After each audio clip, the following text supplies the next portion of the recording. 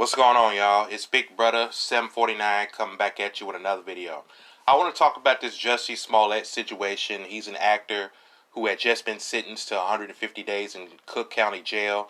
He's been sentenced to jail for filing a false police report claiming that he was attacked outside of his apartment in Chicago back in 2019 by two white men as they were using racial and homophobic slurs. And he's been sentenced to 150 days in jail, while the women who have made false claims on men, such as Bill Cosby and others, that were proven to be lies, still hasn't received any punishment. And I just want to talk about this for a moment. Now, to be honest, I wasn't too familiar with Jussie Smollett until this case first came out.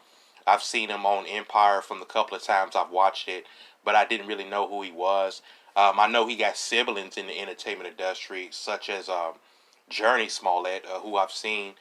And really, the only time I might have seen Jussie on TV before the Empire was on a TV show they had on ABC back in the day, back in the 90s, which was short-lived, called On Our Own, with the cast being his real-life siblings, with Ralph Harris, some comedian, playing the older brother. And you would see Jussie in the opening credits as a kid. He's the one with the hat doing the Michael Jackson impressions. And I remember it used to come on every Friday night on the TGIF lineup, I think, back in like during the 94, 95 season or something like that. And it was a decent show, by the way. And now, first of all, with this Jussie Smollett, though what he did was stupid, I don't think it was worth him being sent to prison. Folks are making it bigger than what it is. It's not really that serious. However, I still think it's fair that he's only being sentenced to only 5 months. And I was glad how they didn't punish him too harshly. And this is a ridiculous case overall. And if you would have asked me about Jussie Smollett about a year ago, I would have said that Jussie Smollett is not a good liar, and how I wanted to feel sorry for the brother, but I couldn't, because I thought it was crazy how he made a fool of himself, and I thought what he did was stupid. And it was hard to feel sorry for someone who wanted to use the real causes of discrimination and racial prejudice and use it as a scheme and as a way to get more fame, fortune, and attention. And he's not the first one to do this. There's been a lot of gay and transgender people of all races who have lied about these type of things happening to them. Not to say that there hasn't been any crimes that has happened against them, but they've been caught lying about stuff that didn't happen. Because like the majority of them had lied about getting robbed or anti-Semitic attacks, but only a handful of people were lying about racial and homophobic attacks, and it's usually the younger generation who's doing that. Because when this first came out about Jussie Smollett, it seemed suspicious then, because Chicago's a Democratic stronghold, so there ain't no way no mega hats are down there, especially looking for Jussie. And I can guarantee you that right wingers and Trump supporters ain't even watching the Empire show like that anyway. Plus, what Jussie did wasn't very smart, and this proves that what he did wasn't very smart, since he recorded the stage act by getting two black guys beating him up and then falsely claiming that it was white Trump supporters, when he could have beaten himself up at home with no recording, and the story might have been a little bit more believable.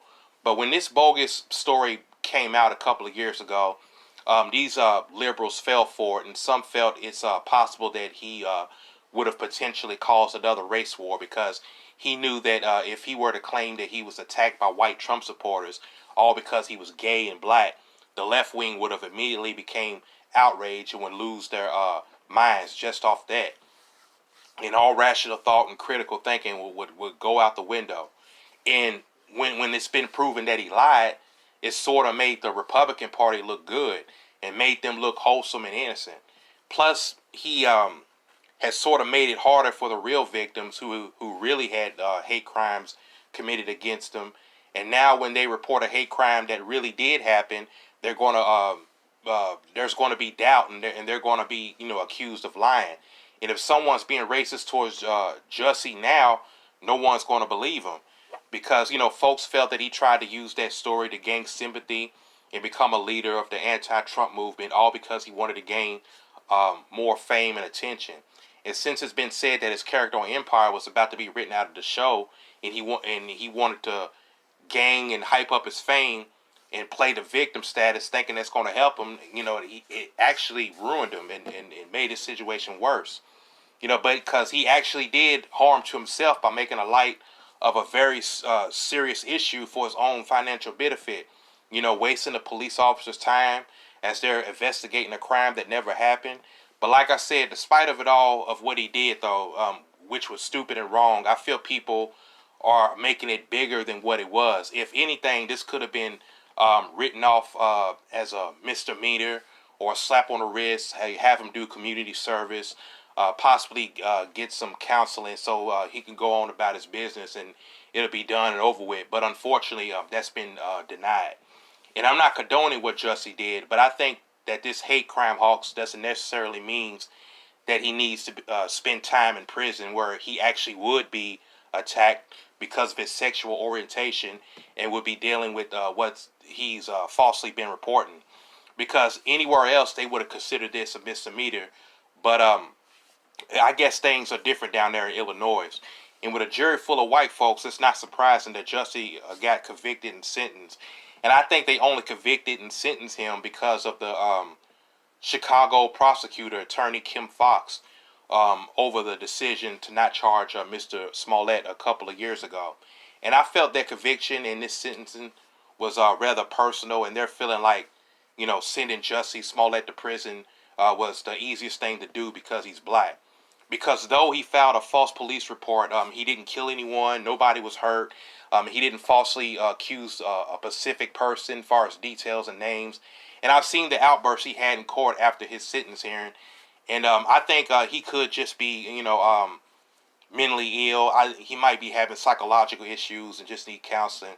And while everybody's on Jussie, what about prosecuting those women making false rape allegations, sending innocent men to prison, such as Bill Cosby, or getting men killed, or in they're admitting years later that they lied? Isn't Emmett Till's accuser still free? Or what about these Karens who also got brothers arrested or killed with their lies, which is worse, because when the law lets them get away with that, that's going to lead them to continue doing more damage to our society and causing real hate crimes. Because if a woman falsely accuses a man and he's being sent to prison for rape, which is something he didn't do, and it's been proven that it's not true, they should release that man and have that woman serve the same sentence that he was getting. Because I would rather let a guilty man go than to put an innocent man behind bars. That's just me. And with women who make false rape allegations, I don't see how they could go on through life. How they could live with themselves and how they could sleep at night, knowing the reason why an innocent man who they were mad at or wanted money from is now behind bars. All because of their lies, feeling that's revenge, and that's just low. It's wrong and it's evil. Because they were still fucking with Bill Cosby. They were still coming out with false reports of Bill doing stuff to them after his conviction was overturned. Nobody's falling for the witch hunt anymore. And even the Supreme Courts are refusing to hear the appeal of that prosecutor in Pennsylvania to get a conviction of sexual assault being reinstated against Mr. Cosby. And they just need to leave that man alone. I mean, let him be with his family in peace. This man is 84 years old. Let him continue to enjoy his family and his freedom. Because the witch hunt is over and karma is real. And something crazy and unfortunate could happen to these women. And some of these ladies got sons. And a woman could accuse them of doing some shit. And they won't be as nowhere near as lucky as Mr. Cosby.